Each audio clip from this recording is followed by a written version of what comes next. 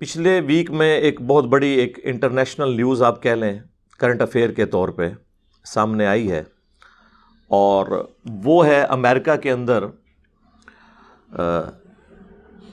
ایک شخص ہے، اس کا نام ڈیوڈ ہے۔ آلموسٹ ان کی عمر 57 ایئرز ہے۔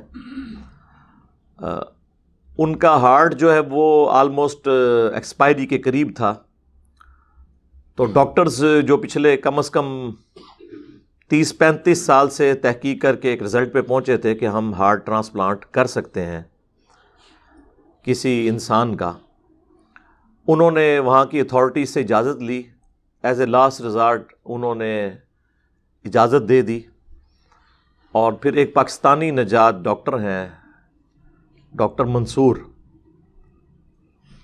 اس وقت تو خیر امریکہ میں، اور صرف ان کی کنٹریبیوشن نہیں ہے، باقی جتنے لوگ بھی اس ریسرچ میں انوالو ہیں ان کی ٹیم، انہوں نے سکسیسفلی ایک پگ یعنی خنزیر کا جو دل ہے وہ ہیومن باڈی کے اندر ٹرانسپلانٹ کر دیا ہے۔ منوان وہی نہیں ہے، بلکہ اس کے اندر کچھ جینیٹک انہوں نے موڈیفیکیشنز کی ہیں، کیونکہ انسان کا ایک اپنا امیونٹی سسٹم ہے۔ انسان میں آپ اس کے جسم میں کوئی بھی ایسی چیز داخل کریں جو جسم کا حصہ نہیں ہے تو جسم اس کے خلاف لڑتا ہے، ریئیکٹ کرتا ہے۔ یہی وجہ ہے کہ اگر امیونٹی سسٹم انسان کا اسٹرانگ ہو تو کئی بیماریوں کو بغیر دوا کے ہی شکست ہو جاتی ہے، اور اکثر جو وائرل ڈیزیزز ہیں ان کو تو شکست ہی ہمارا جسم دیتا ہے، کیونکہ وائرس کا تو ایز سچ کوئی علاج نہیں ہے۔ تو وہ انسان کے اندر اینٹی باڈیز پیدا ہوتی ہیں، امیونٹی سسٹم کی وجہ سے وہ اسے شکست دیتی ہیں، اور بالآخر انسان جو ہے وہ ریکور کر جاتا ہے۔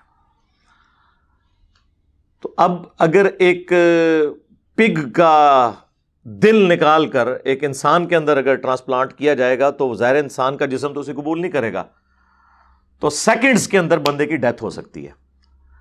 اسی چیز کو اوور کم کرنے کے لیے انہوں نے اس کے اندر جینیٹک تبدیلیاں کی، وہ ایک ڈیٹیل ٹاپک ہے، میرا خیال ہے عام لوگوں سے ریلیٹڈ نہیں، ورنہ میں اس کو بھی ڈسکس کر دیتا۔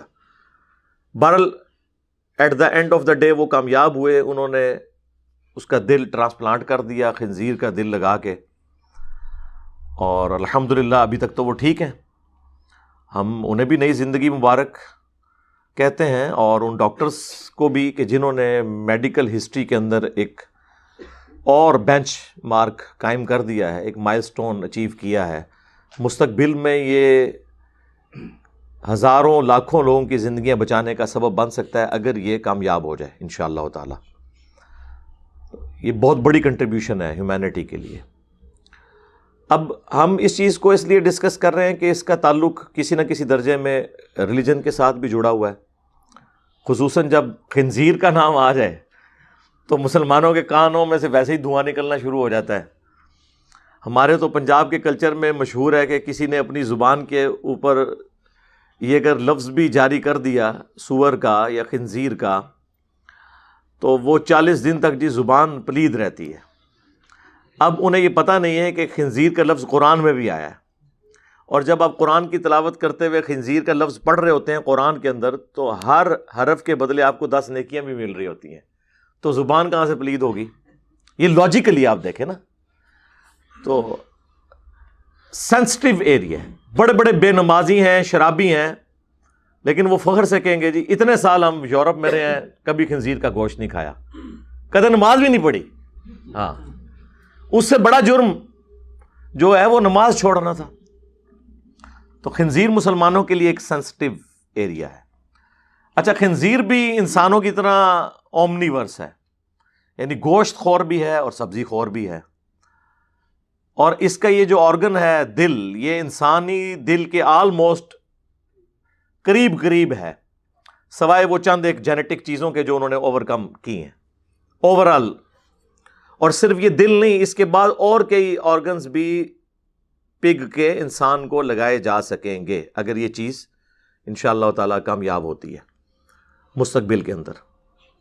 تو خنزیر کے ساتھ ہمارا سینسٹیو ایریا جڑا ہوا ہے، اور بات اپنی جگہ تو درست ہے۔ قرآن حکیم میں اللہ تعالیٰ نے کم از کم 4 مقامات کے اوپر خنزیر کے حوالے سے ڈسکشن کی ہے، سورۃ البقرہ کے اندر، سورۃ المائدہ کے اندر، سورۃ الانعام میں، سورۃ النحل میں۔ سورہ البقرہ کے اندر تو یہ آلموسٹ 173 نمبر آیت ہے۔ چلیں میں اس کو کور بھی کر دیتا ہوں تاکہ آپ کو تھوڑا بہت آئیڈیا ہو جائے۔ اعوذ باللہ من الشیطان الرجیم، بسم اللہ الرحمن الرحیم۔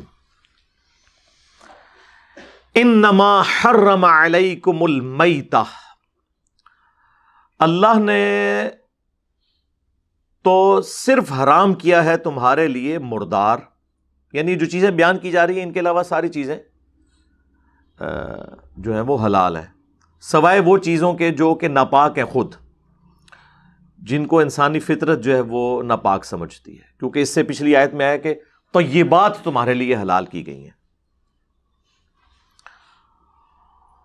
تو مردار حرام ہوا، والدم، اور بہتا ہوا لہو جو ذبح کے وقت نکلتا ہے، وہ آپ لہو استعمال نہیں کر سکتے۔ ایک بلڈ وہ ہے جو گوشت کے اندر ہوتا ہے، ہڈیوں کے گودے میں، وہ بلڈ کھا سکتے ہیں آپ، وہ حلال ہے۔ یہ وہ ہے جو ذبح کے وقت نکلے۔ وَلَحْمَ الْخِنْزِيرِ، اور خنزیر کا گوشت۔ وَمَا أُهِلَّ بِهِ لِغَيْرِ اللَّهِ، اور ایسا حلال ذبیحہ بھی کہ جس کو ذبح کرتے وقت، یہ لفظ ہے ذبح، زبر کے ساتھ، ذبح لفظ نہیں ہے، ذبح، جسے ذبح کرتے وقت غیر اللہ کا نام لیا گیا ہو، تو یہ چیزیں حرام ہوں گی۔ لیکن ساتھ ایکسیپشن آ گئی اسی آیت میں، فَمَنِ اضْطُرَّ غَيْرَ بَاغٍ وَلَا عَادٍ، اگر کوئی اضطراری کیٹاسٹرافک کنڈیشن میں چلا جائے، یعنی اس کی مجبوری بن جائے، زندگی موت کی کشمکش بن جائے، غیر باغ ولا عاد، لیکن شرط یہ ہے کہ اس کے اندر بغاوت اور سرکشی نہ پائی جاتی ہو، حد سے وہ بڑھنے والا نہ ہو، ضرورت سے زیادہ استعمال کرنے والا نہ ہو، فلا اثم علیہ، تو اس پہ پھر کچھ گناہ نہیں ہے۔ ان اللہ غفور رحیم، بے شک اللہ تعالیٰ بخشنے والا مہربان ہے۔ تو یہاں پر آ گیا کہ کیٹاسٹرافک کنڈیشن کے اندر آپ حرام چیز کو بھی استعمال کر سکتے ہیں۔ اس کا کلائمیکس تو سورۃ النحل میں آیا ہے کہ اگر زندگی موت کی کشمکش بن جائے اور کلمہ کفر بھی بکنا پڑ جائے جان بچانے کے لیے، اور دل ایمان پر ٹھکا ہوا ہو، تو اللہ تعالیٰ اس کے اوپر بھی گرفت نہیں فرمائے گا۔ تو یہاں پر واضح فتویٰ موجود ہے کہ آپ خنزیر کا گوشت زندگی موت کی کشمکش میں استعمال کر سکتے ہیں۔ تو میرے بھائی، اگر خنزیر کا گوشت ڈائریکٹ کھایا جا سکتا ہے جان بچانے کے لیے، تو اس کا آرگن بھی کسی کی جان بچانے کے لیے یوز کیا جا سکتا ہے۔ اب یہ اجتہاد کرنے کے لیے امام حنیفہ یا امام شافعی یا امام احمد بن حنبل یا امام مالک رحمہم اللہ اجمعین، ان کو کوئی واٹس ایپ کال کرنے کی ضرورت نہیں ہے، نہ ان کی قبر پہ جا کے کوئی کشف القبور کرنے کی ضرورت ہے کہ حضرت اب آپ بتائیں۔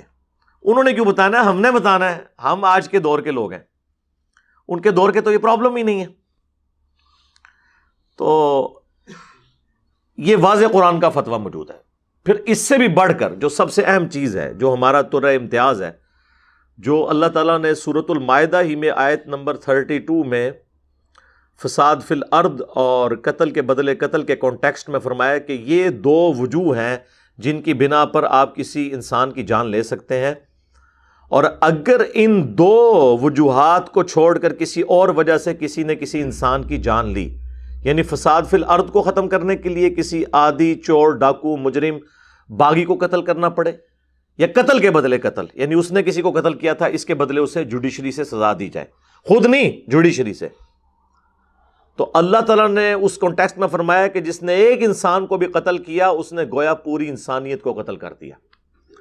اور ساتھ ہی پھر فرمایا وَمَنْ أَحْيَاهَا فَكَأَنَّمَا أَحْيَا النَّاسَ جَمِيعًا، اور جس نے ایک جان کو بچا لیا، اس کی زندگی کو بچا لیا، گویا اس نے پوری انسانیت کو بچا لیا۔ اچھا، اب آپ نوٹ کریں کہ ایک انسان کی زندگی بچانا پوری انسانیت کو بچانا ہے، اس میں مسلمان، کافر، مشرک، موحد، ہندو، عیسائی، سکھ، اس کی کوئی تفریق نہیں ہے. ایک انسان کی جان کو بچانا پوری انسانیت کی جان کو بچانا ہے. اب یہ ایک یونیورسل ٹروتھ ہے جو قرآن حکیم کے اندر آیا ہے. اس کانٹیکسٹ میں بھی وہ ڈاکٹرز اور ان کی ٹیم پوری انسانیت کے لیے مسیح ہیں جنہوں نے یہ پگ کا دل جو ہے ٹرانسپلانٹ کیا ہے ایک انسان کے جسم کے اندر, پوری انسانیت کو بچایا. اور ظاہر مستقبل میں بھی انسانیت بچے گی اس اعتبار سے کہ اگر یہ ایوالو ہو جاتا ہے انشاءاللہ تعالی تو ہزاروں لاکھوں زندگیاں بچائی جا سکتی ہیں. تو میں تو مبارکباد پیش کروں گا جی, جتنی بھی ان کی پوری ٹیم ہے, اس میں اگر مسلمز ہیں غیر مسلمز ہیں کوئی بھی ہیں, وہ انسانیت کے مسیحا ہیں.